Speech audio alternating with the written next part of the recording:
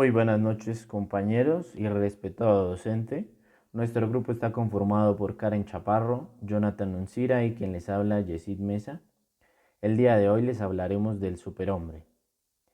En el presente póster podemos observar una breve introducción del tema a tratar, donde resaltaremos estos personajes que en su ideología de creer hacer el bien han hecho demasiado daño a la sociedad. Observamos una breve definición donde nos dice que el superhombre es el nuevo Dios, se libera plenamente de la sombra de Dios y la moral esclava de las religiones, rompiendo las cadenas, pensando que los valores morales tradicionales son puras máscaras que ocultan los intereses egoístas de unos y las bajezas miserias de otros. Como es el caso de Hitler, quien decía en una de sus célebres frases: la mayoría no solo representa siempre la ignorancia, sino también cobardía. Y del mismo modo que de 100 cabezas huecas no se hace un sabio, de 100 cobardes no surge nunca una heroica decisión. Por otra parte, Osama Bin Laden, quien basado en su religión y en su creencia cometían crímenes atroces, Kim Jong-il en Corea del Norte, dictador quien convirtió su país en una amenaza nuclear mundial y creando reglas que podrían ser hasta exageradas para dicho país. Pablo Escobar y Gonzalo Rodríguez Gacha, y este otro personaje que le han hecho tanto daño a nuestro país en sus diferentes ideologías. El superhombre es un concepto que Nietzsche desarrolla en Así habló Zaratustra, entre 1883 y 1885. Lo que no es el superhombre es un superhéroe. Se han hecho otras traducciones para no confundirlo como ultrahombre o sobrehombre. El superhombre no es un hombre con superpoderes, ni un hombre de fuerza y capacidades sobrehumanas, ni una mezcla entre genio y santo, ni tiene nada que ver con un culto a los héroes.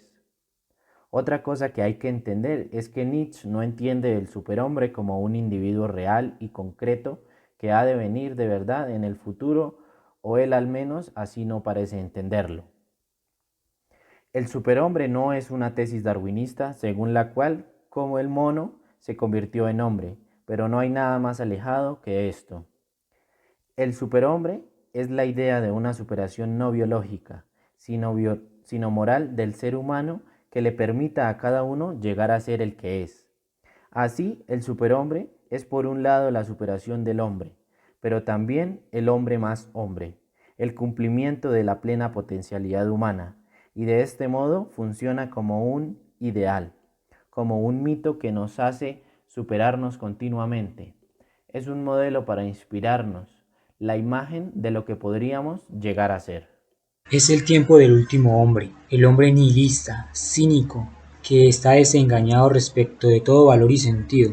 Es aquel que vive con indiferencia, que es incapaz incluso de desprecio, ya nada le afecta, nada le importa, ya no está en espera de nada, ni de la vida ni de sí mismo. Es estéril, incapaz de crear, a menos que exista un para qué que sostenga su acción. Esta situación tiene que ser superada. Dios había sido hasta entonces el centro de la existencia humana. Una vez muerto, necesitamos sustituirlo por otro ideal. Necesitamos otro centro de gravedad que dé orientación a nuestra vida y la justifique. Por tanto, hay que entender que el superhombre es el nuevo Dios, el nuevo sol que ilumina la vida humana, dándole dirección, mostrándole hacia dónde caminar y por qué motivo seguir caminando.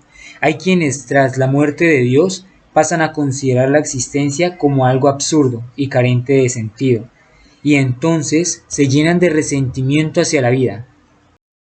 Es esto lo que hay que superar, matando en nosotros aquello que quiere morir y haciendo un camino o trabajo interior para volver a aprender a amar la vida en sí misma. De este modo, el valor del hombre se considera un tránsito, un camino, un puente hacia un estado de existencia más pleno y completo. Desde el punto de vista con la religión, el superhombre representa ese estado final de quien consigue liberarse plenamente de la sombra de Dios y de la moral esclava de las religiones. Para Nietzsche, las religiones, y en especial la religión cristiana, se ha dirigido a amargar el ser humano, culpabilizándole sus sentidos, domesticándolo y convirtiéndolo en un animal resentido y lleno de desprecio hacia sí mismo, convirtiéndolo en alguien que se olvida de vivir y que vive solo para otra vida después de la muerte. Por ello, es que resulta preciso romper las cadenas de esos valores viejos que nos esclavizan y volver a poner la vida en lo más alto. El superhombre es el mito en el que esta transformación está realizada. Muerto Dios, Él es la nueva esperanza. Las características del superhombre son definidas por Nietzsche como un ser aislado, autosuficiente, que no se avergüenza de sí mismo y que es capaz de crear sus propios valores, dando sentido a su vida desde sí mismo. Este es quien acepta plenamente sus instintos y vive con la intención de ser el amo exclusivo de su vida y de su libertad. Es un hombre pleno que ha conseguido superar su mediocridad, denominándose a sí mismo y llegando a ser él que es, sacando de sí toda su potencialidad. Además, el superhombre desea el eterno retorno. Para Nietzsche, esta es la gran prueba, el gran criterio que divide a las personas en si son capaces o no de querer esto. Porque para quien pone el sentido de su vida fuera de su misma vida, el eterno retorno es una verdad terrible, porque implica no alcanzar nunca el sentido. Tal persona vive esquizofrénicamente en la división entre acontecimiento y sentido, puesto que el sentido siempre está más allá y es la maldición de la flecha, vivir en la insatisfacción constante porque el sentido nunca se llega a poseer. En cambio, el superhombre, ante el anuncio del eterno retorno, se llena de gozo, porque él no quiere otra cosa que esta misma vida repetida una y otra vez. Esto es lo que implica recuperar el sentido de la tierra, coger el sentido, el significado que lo habían trasladado afuera y devolverlo al interior de la vida. Por eso vive inmerso en él, en vez de en tensión constante y agónica hacia algo que nunca va a llegar. Lo que da sentido a su vida no está fuera de ella, sino que es ella misma. Su vida se justifica desde sí misma. El superhombre vive una vida que vale la pena vivir. Por esto, porque vive una vida feliz, plena, satisfecha, completa.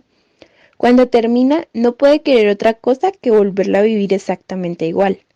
Tras la muerte del superhombre, no quiere otra cosa que volver a vivir su misma vida, que tanto le ha llenado. Como vemos, entre los ideales del superhombre y del eterno retorno hay una conexión irrompible. Son como dos caras de la misma moneda.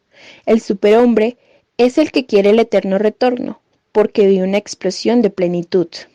En resumen, el superhombre se define por librarse completamente de la moral esclava, ser fiel al sentido de la tierra, crear sus propios valores, ser el amo de su vida y por querer el eterno retorno. Todas estas características reunidas en una figura que funciona como un mito, como un ideal, al servicio de la vida humana, una imagen que nos ayuda a iluminar y soportar nuestra existencia. La vida humana vale la pena porque el superhombre es posible, porque es posible llegar a vivir como él, plenamente, aunque sea en tensión por alcanzar dicho ideal. Mi existencia quedará justificada en la medida en que haya tratado de hacer realidad todo esto en mi vida, y lo sabré si en el momento de la muerte quiero el eterno retorno. Yo no quiero otra vez la vida, que me hace mantener la mirada. El mirar al superhombre que afirma la vida es el mirar al superhombre que es capaz de afirmar plenamente su vida, lo que le da a Nietzsche la confianza suficiente para seguir afirmándola. Él también.